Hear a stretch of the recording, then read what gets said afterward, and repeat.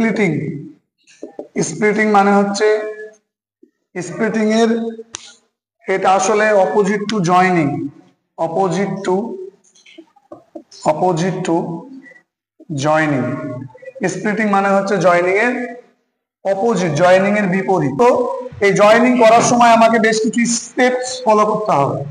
Steps হচ্ছে প্রথমত find out binder or linker.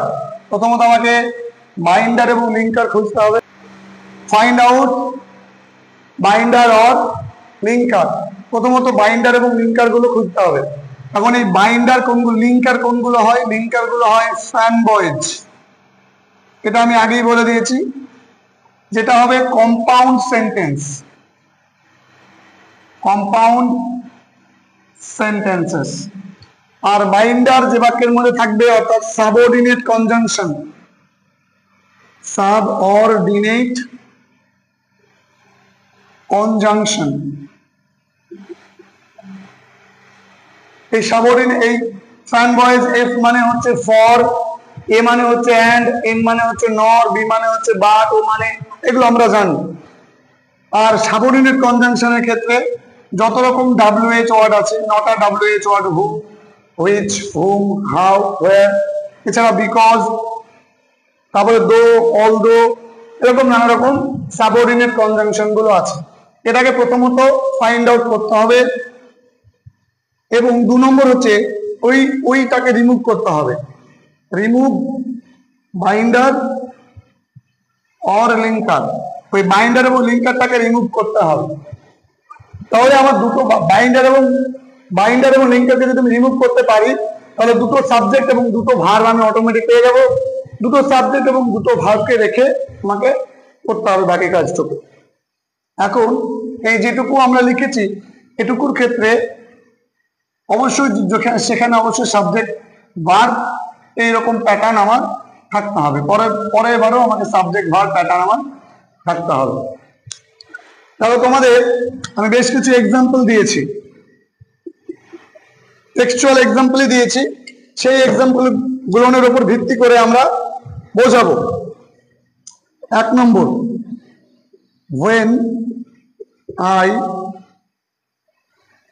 was at college I used to spend my summer vacation at Dehra. এই বাক্যটাকে join করতে হবে। তাহলে কি বললাম? when I was at college I used to spend my summer vacation। এখানে binder আছে কারণ WH ওয়ার্ড আছে, তাই তো? তাহলে WH ওয়ার্ড পেলে এই WH ওয়ার্ডটা আমি পেলাম, এটাকে ফাইন্ড আউট করলাম, এটাকে আমি তুলে দিই। I was at college I used to, তার মানে আমি প্রথম বাক্যটা লিখবো ফুল স্টপ দিয়ে, তবে এখানে কমা জায়গায় ফুল স্টপ আছে বা পরে যে আই আছে, এই আই থেকে বাকিটুকু আমি আবার দেখে দেখে লিখি। অর্থাৎ দুটো সাবজেক্ট যেখানে থাকবে, আমি সাবজেক্ট পেলাম, ভার্ব অংশটা পেয়েছি, প্রেডিকেট অংশ, এই আইটা হচ্ছে সাবজেক্ট, ইউজটা হচ্ছে ভার্ব, তাহলে আমি সাবজেক্ট ভার্ব অংশ পেয়েছি, তাহলে এই দুটো আমার ক্লজ হয়ে যাবে। কখনো কখনো আমরা এরকম লিখতে পারি যে আই ওয়াজ অ্যাট কলেজ, আমি কলেজে ছিলাম। I use to spend my summer vacation at Dehradun. শেষে একটা টাইম সূচক একটা শব্দ থাকতে পারে অপশনে, যদি টাইম সূচক শব্দ অপশনে থাকে তাহলে ওটাই উত্তর হবে, ওটাই বেশি গ্রহণযোগ্যতা পাবে। যদি না থাকে অপশনে তাহলে নর্মাল লিখতে হবে। এটা হলো আমাদের একটা।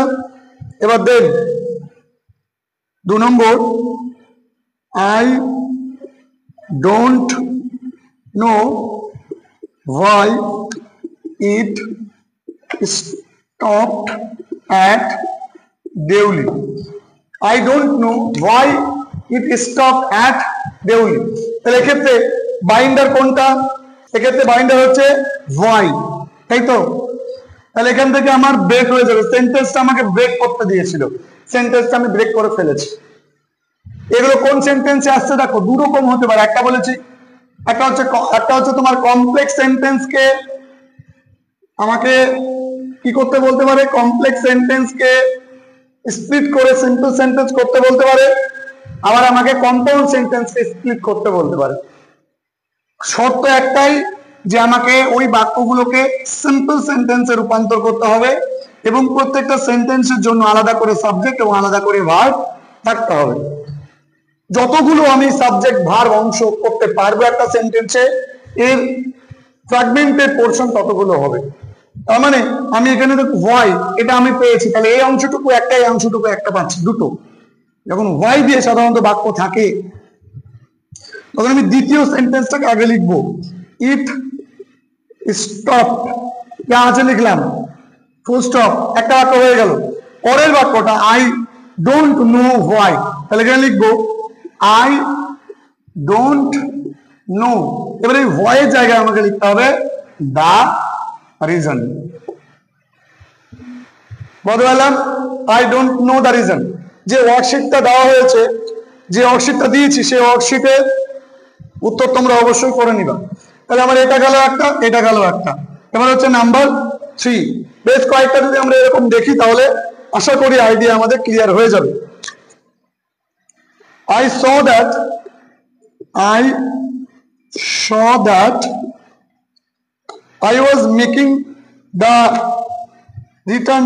No, I saw that I was looking at her intently. এবারের মধ্যে লিঙ্কার বা বাইন্ডার খুঁজতে হবে। তাহলে বাইন্ডার কোনটা? দ্যাট। তাহলে আমি যেখানে পেলাম সেখান থেকে আমার সেগমেন্ট হয়ে গেল।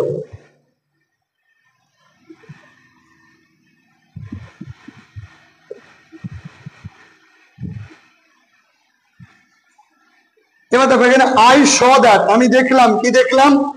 যে I was looking at her ইন্টেন্টলি, আমি তার দিকে খুবই গভীর ভাবে তাকাচ্ছি। তাহলে I was looking at her ইন্টেন্টলি, full stop, I saw this. আমরা জানি এটা নাউন ক্লজে হচ্ছে, দ্যাট পাচ্ছি মানে নাউন ক্লজ। তাহলে দ্বিতীয় সেন্টেন্সটা লিখবো ফুল স্টপ। প্রথম সেন্টেন্স আই স, তারপর লিখতে হবে দিস, বা লিখতে পারি দ্যাট, বা লিখতে পারি শো, বা লিখতে পারি ইট, যেটা খুশি লিখতে পারি। এটা আমার অপশনে সেম ভাবে আমার দেওয়া থাকবে।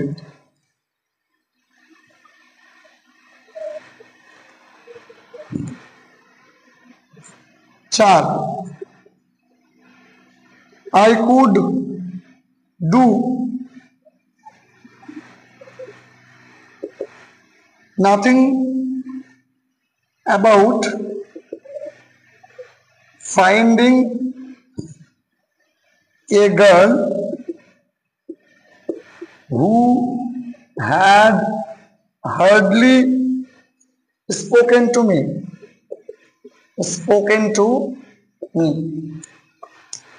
দেখো এই বাক্যের মধ্যে বাইন্ডার কোথায় আছে? এই বাক্যের মধ্যে বাইন্ডার আছে ঠিক এই জায়গাটাতে। বাইন্ডারটা হচ্ছে দেখো এই যে হু, তাহলে বাইন্ডার পেয়েছি, তাহলে আমি ক্লজ পেয়ে গেছি। এবার এই পর্যন্ত গোটাটা লিখবো, ফুল স্টপ। এবার দেখো যে বাইন্ডারটা পাচ্ছি আমি, সেই বাইন্ডারটার আগে একটা অ্যান্টিসিডেন্ট আছে। বাইন্ডারের আগে যদি আমি অ্যান্টিসিডেন্ট পাই তাহলে আমাকে মনের একটা ফুল স্টপ দিয়ে দিব। যা এই বাইন্ডারটার আগে যে শব্দটা বসেছে, যে সূচক শব্দটা বসেছে, অর্থাৎ এই হুকে ডিনোট করছে গার্ল, তাহলে তার একটা প্রোনাউন বসাবো শি, তারপরে হ্যাড থেকে যা আছে দেখে দেখে লিখবো। বলতে পারলাম? প্রবলেম দেখলে বলো কার সমস্যা আছে? একই ধরনের আমি প্রত্যেকটা আলাদা আলাদা বাইন্ডার দিয়ে আমি বোঝাচ্ছি। যখন আলাদা একই বাইন্ডার গুলো তোমাদের কাজ থাকবে, এগুলো তোমাদেরকে করতে হবে নিজেকে, একই রকম ভাবে সেম একই রকম ভাবে হবে। দেখো আমি বাকি যে উদাহরণগুলো নিয়েছি সেই উদাহরণগুলো প্রত্যেকটা আলাদা আলাদা এর মধ্যে লিঙ্কার আছে বা বাইন্ডার আছে। এখন আমার প্রথম কাজ হয়েছে বাইন্ডার খোঁজা, দ্বিতীয় কাজ হচ্ছে বাইন্ডারটা থেকে আমার ক্লজটাকে আলাদা করা, এবং দুটো আলাদা আলাদা, দুটো তিনটে হতে পারে, চারটে হতে পারে, সেন্টেন্সে রূপান্তর করা। এটা অত্যন্ত সহজ। যদি আমরা বাইন্ডার খুঁজে ফেলতে পারি বা লিঙ্কার খুঁজে ফেলতে পারি, আমাদের স্মুথিং সহজ হয়ে যাবে। তাহলে এই প্রথম বাক্যটা পড়লাম, এই প্রথম বাক্যটাতে আমার ভার্ব একটা বাইন্ডার আছে। এই বাইন্ডারটার আগে ওন্ডার কথাটা আছে, অর্থাৎ এই শব্দটার সূচক কোনো শব্দ নেই আগে। তাহলে আমি সরাসরি এটাকে ভেঙে দিতে পারছি না। তাহলে সূচক শব্দ নেই মানে হোয়াট দিয়ে কোনো বাক্য আছে কিন্তু তার সূচক শব্দ নেই, তার মানে সেটা নাউন ক্লজে আছে। আর এই নাউন ক্লজটা করা কিন্তু একটু টাফ আছে, নাউন ক্লজটা ভালো করে বুঝে করতে হবে। তাহলে কিরকম যে কিরকম নাউন ক্লজের ক্ষেত্রে আমরা সবসময় জয়েনিং এর ক্ষেত্রে আমরা দেখেছি দ্বিতীয় বাক্যটাকে আমরা আগে লিখতাম এখানে। তাহলে এই বাক্যটা আমার প্রথম বাক্য, এই হোয়াটের সঙ্গে যুক্ত এই ক্লজ যুক্ত বাক্যটা আমার প্রথম বাক্য। তাহলে আমি এই হোয়াটের জায়গাতে কি লিখতে পারি, আমরা বলেছিলাম জয়েনিং করার সময় নাউন ক্লজে যে সামথিং এর সাথে দিস, ইট, দ্যাট, শো, এই দুটো বিষয়ই আমি দুটো বাক্যে আলাদা আলাদা ভাবে পাবো। তবে আমার কি বসবে, হোয়াট বসবে অ্যাজ এ বাইন্ডার। তাহলে আমি প্রথম বাক্য এই হোয়াটের জায়গায় লিখবো সামথিং, সামথিং, তারপরে লিখছি দেখো হ্যাপেন্ড ইন দেউলি, দেউলিতে কিছু ঘটেছিল, ফুল স্টপ। কারণ দেখো এইটুকু আমার একটা ক্লজ, আমি আলাদা করে নিয়েছি দুটো বাক্যকে, কিন্তু আমি কোনো বাক্যকে হোয়াট বা হু বা হাউ এরকম কোনো শব্দ আমি রাখতে পাবো না।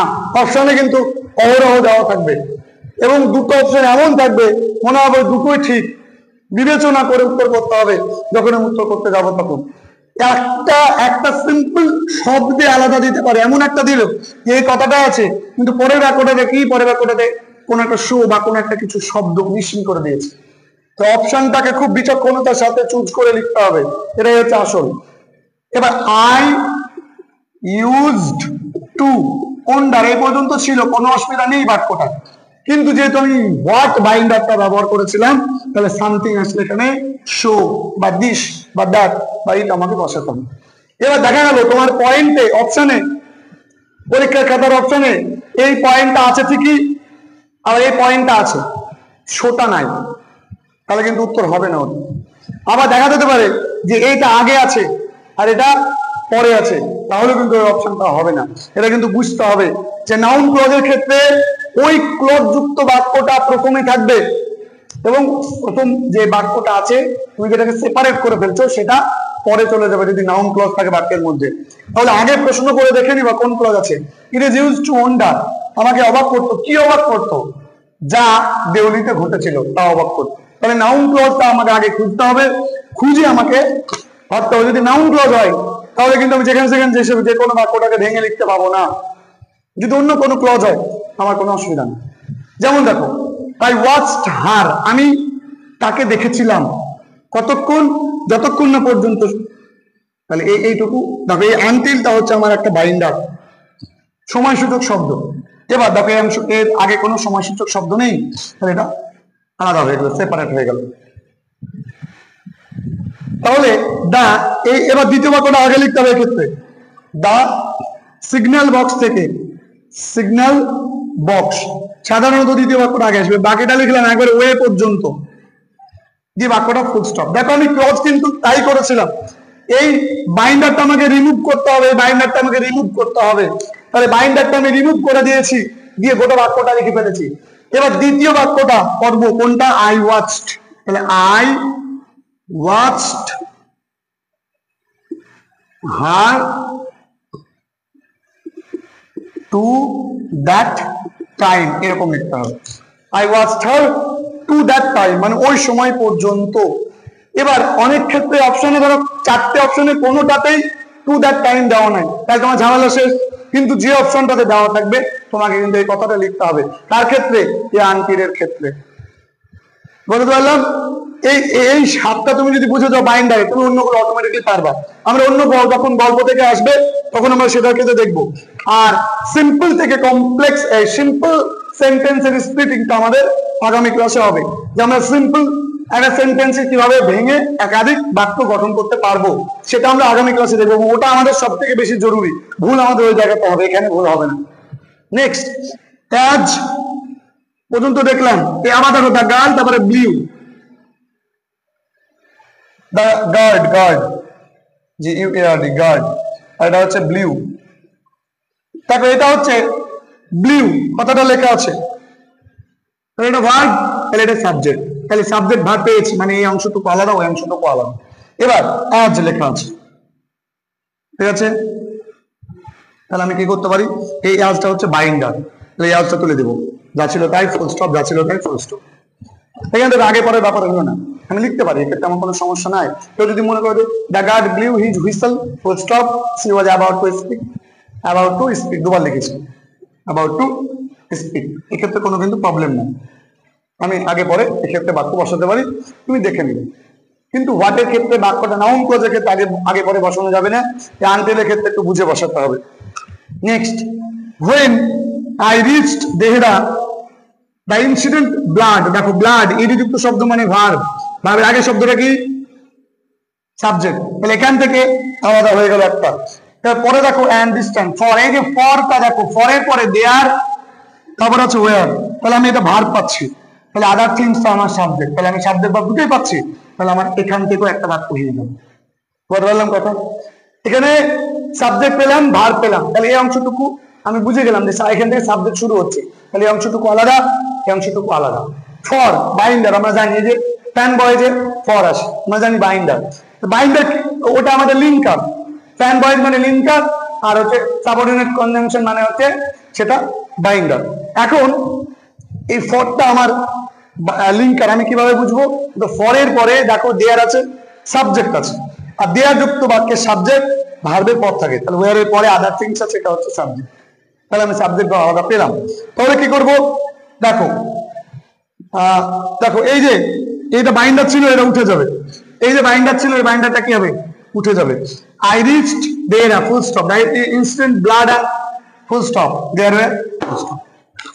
কথা বললাম কথা, শুধু আমার কি করতে হবে, বাইন্ডার বা লিঙ্কার খুঁজে সেটাকে রিমুভ করতে হবে, সাবজেক্ট ভার্ব থাকলে ওটাকে রেখে দিতে হবে। এবার কখনো কখনো বুঝতে হবে যে আমার ওই কোন বাক্যটা আগে বা পরে বসানোর প্রয়োজন আছে কিনা, বুঝতে পারছো এটুকু। দেখো এবার যদি কোনো বাক্যের মধ্যে ফ্যান বয়েজের কোনো একটা লিঙ্কার থাকে, যেমন for, and, not only but also, তারপর হচ্ছে neither nor, but, both and, আবার হচ্ছে otherwise, or, yet, still so, এই যতগুলো কথা বললাম, কোনো একটা যদি বাক্যের মধ্যে থাকে, আমরা দ্য নাইট ট্রেনের দেউলি থেকে নিয়েছি, যে রিলেটেড ছিল আমরা সেই রিলেটেড দিয়েছি এবং সেই রিলেটেড আজকে বোঝাচ্ছি। আগামী দিনে আমরা অন্য রিলেটেড দিব, অন্য গল্প গুলো থেকে দিব, সেগুলো প্র্যাকটিস করার সময় যদি অন্য কোনো এই হয়তো নট অনলি বাট অলসো দিয়ে যদি কোনো একটা চলে আসে, যদি আটকে যায়, তখন আমরা ওটা বোঝাই। আর দ্বিতীয় প্রসঙ্গ হচ্ছে আমরা সিম্পল সেন্টেন্সকে ভেঙে এক বা একাধিক মানে একাধিক সিম্পল সেন্টেন্স রূপান্তর করা শিখবো। একটা ছোট বাক্য সিম্পল সেন্টেন্স, একটাই ভার্ব থাকবে, সেই বাক্যটাকে ভেঙে দুটো বা তার বেশি বাক্যে রূপান্তর করা যায় এই স্প্লিটিং এর ক্ষেত্রে, সেটা আমাদের আগামী ক্লাসে আলোচনা হবে। দুটো ক্লাসে আমরা সিম্পল স্প্লিটিংটাকে আমরা শেষ করে দেবো। এবার দেখো এই প্রথমে এই ফ্যান বয়েজের লিঙ্কার গুলো আছে কিনা খুঁজতে হবে। তাহলে দেখো ফ্যান বয়েজের অ্যান্ড একটা পেয়েছি, লক্ষ্য রাখতে হবে অ্যান্ড এর পরের শব্দটা সাবজেক্ট এবং ভার্ব আছে কিনা। দেখো সাবজেক্ট ভার্ব আছে, তাহলে আমি ব্রেক করে দিব ওই আগে থেকে, কারণ আমার এটা ভাই উঠে গিয়েছে, কারণ আমি বলে দিয়েছি রিমুভ বাইন্ডার অর লিঙ্কার, এটাই নিয়ম। তারপরে সাবজেক্ট ভার্ব করো। এবার এখানে যেহেতু ফ্যান বয়েজ উঠে যাবে, সাবজেক্ট ভার্ব করতে হবে, তাহলে সাবজেক্ট ভার্ব আছে কিনা খুঁজে নিব। আর আগের অংশটা তো দেখো, the train, subject, came, verb, subject verb পেয়েছি, ঝামেলা শেষ। তাহলে তুমি এবার কোটা লিখে নিবা, ফুল স্টপ দিয়ে দিবা, আই লুকড আপ। এবার ভালো করে বলছি এই অ্যান্ড কিন্তু ফ্যান বয়েজের লিঙ্কার নয়, দুটো শব্দের লিঙ্কার, দুটো শব্দের লিঙ্কার, এই দুটো শব্দকে এরা লিঙ্ক করছে। কিন্তু এই দেখো এই এর পরে কোনো সাবজেক্ট নাই, এই অ্যান্ড এর পরে কোনো সাবজেক্ট নাই, তাই ওটা আলাদা করে ভাঙবে না, তাহলে এটা থেকে যাচ্ছে কতদূর পর্যন্ত। দেখো এবার দেখো বাট, এই বাটের পরে দেখো আবার সাবজেক্ট আবার ভার্ব আছে, তাহলে বাটের পরে সাবজেক্ট ভার্ব, তার মানে বাটটা উঠে যাবে, তাহলে কমার জায়গাতে ফুল স্টপ, এই কমা পর্যন্ত লিখে ফুল স্টপ দিতে হবে, দিয়ে বাকি যেটা ছিল সেটা লিখবো, অবশ্যই এই বাইন্ডার এই লিঙ্কার গুলোকে বাদ দিয়ে। বললাম কম্পাউন্ডে এই স্প্লিটিং সহজ। Next, I took one on the top. এবার দেখো অ্যান্ড আছে, ভালো করে বলছি অ্যান্ড আছে, অ্যান্ড এর পরে দেখো ভার্ব আছে, অ্যান্ড এর পরে কি আছে ভার্ব আছে, তার মানে সাবজেক্ট, এই বাক্যের সাবজেক্টটা একই, ভালো করে বোঝো। এখানে গেভ আছে কিন্তু সাবজেক্টটা পাচ্ছি না খুঁজে, ওই অ্যান্ড এর পর থাকার কথা কিন্তু নাই, তার মানে এই গেভের সাবজেক্টটা কিন্তু আই। তাহলে আমি এখান থেকে ভেঙে দিব, এই লিঙ্কারটা তুলে দিব, যা আছে দেখে দেখে লিখবো, ফুল স্টপ। এখানে দেখো গেভ, তাহলে ওই গেভের আগে আই বসাবো, কারণ এখানে আই ছিল সাবজেক্ট। তারপরে গেভ থেকে শুরু করে যা আছে দেখে দেখে লিখতে শুরু করেছি, করার পরে দেখেছি এখানে একটা কমা আছে, এবং এই দেয়ার এটা একটা ভার্ব। এই যে দেয়ারিং কোন ভার্বের সঙ্গে আইনজি অংশ পাচ্ছ, তার মানে তোমাকে দেখতে হবে যে এখানে করা যায় কিনা। এবার দেখো এখানে কমা দিয়েছে, মানে ওটা আলাদা একটা সেপারেট আইডিয়া, তাহলে ওখানে ফুল স্টপ হবে। এবং এই বাক্যটার মধ্যেও একটা সাবজেক্ট আছে, সেটা হচ্ছে আই, কারণ বারবার সাবজেক্টটা লিখছে না, তাহলে আমরা লিখবো আই। এই বাক্যটার ক্ষেত্রে ভার্ব আছে টুক, ভি2। এই বাক্যটার ক্ষেত্রে ভার্ব পেলাম গেভ, তাহলে এই অংশটা ডেয়ারিং আছে, ডেয়ারটাকে আমাকে ভার্বের ভি2 করতে হবে। তাহলে আই, তারপরে হার্ডলি ছিল, তারপরে ডেয়ারিং ছিল, এটাকে আমাকে করতে হবে ডেয়ার, তারপর যা আছে তাই করছে। বলতে পারলাম? তাহলে জাস্ট আমাকে লিঙ্কটা তুলে দিতে হবে, তুলে দিয়ে সাবজেক্ট করতে হবে আর ভার্ব করতে হবে। এবার এখানে সাবজেক্ট ছিল না, বসালাম, এখানে ভার্বের রূপটাকে চেঞ্জ করতে হলো। কেন? কারণ এখানে কমা ছিল, ওটা আলাদা একটা সেপারেট আইডিয়া দিচ্ছে, কারণ এটা আমি আলাদা একটা ভার্ব পাচ্ছি বাক্যের মধ্যে। নেক্সট এটা দেখো, তাহলে পুরো ধারণা আর একটু ক্লিয়ার হয়ে যাবে। এখানে দেখো ফর আছে, আমি জানি এটা ফর মানে এই ফ্যান বয়েজ এর লিঙ্কার, তাহলে লিঙ্কার পাচ্ছি, কিন্তু এরপরে দেখো কোনো সাবজেক্ট ভার্ব নেই, তার মানে এটা কিন্তু লিঙ্কার হিসেবে ধরবো না। নেক্সট এখানে বাদ পেয়েছি, তাহলে বাদ পেয়েছি কিন্তু বাদের পরে সাব উই আছে, তারপরে কুড আছে ভার্ব, তাহলে আমি পেলাম, তাহলে এটাকে বাদ দেবো। এবার এখানে ফুল স্টপ, অর্থাৎ লিখবো বাইন্ডার পর্যন্ত লিখে ফুল স্টপ, বাইন্ডারটা বাদ চলে যাবে, পরের অংশটুকু যা আছে দেখে দেখে দেখে দেখে আমি লিখবো। এবার দেখো এখানে এখানে বলে দিলাম ব্যাপারটা, তারপরে যা আছে ফুল স্টপ। এই হচ্ছে কম্পাউন্ডের ক্ষেত্রে স্প্লিটিং করার নিয়ম, কারণ তুমি স্প্লিটিং করছো, দুটো বাক্যকে ভাঙতে হবে, ভেঙে সাবজেক্ট ভাগ করতে হবে, এতটুকু। আর অসুবিধা থাকলে বলো।